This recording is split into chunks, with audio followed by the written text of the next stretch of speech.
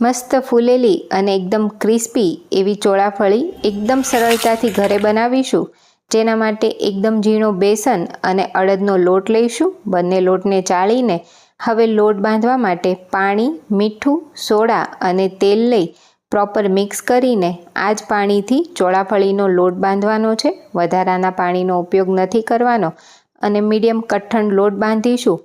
લોટને હવે kitchen platform પર લઈને આ રીતે ખેંચતા જઈને 2 થી 3 મિનિટ મસળી લેવાનો છે। લોટ એકદમ સરસ લીસો થઈ જાય એ પછી તેના એક સરખા લુવા પાડીને ચોખાનું અટામણ લઈ એકદમ પાતળી ચોળાફળી વણીને તૈયાર કરીશું।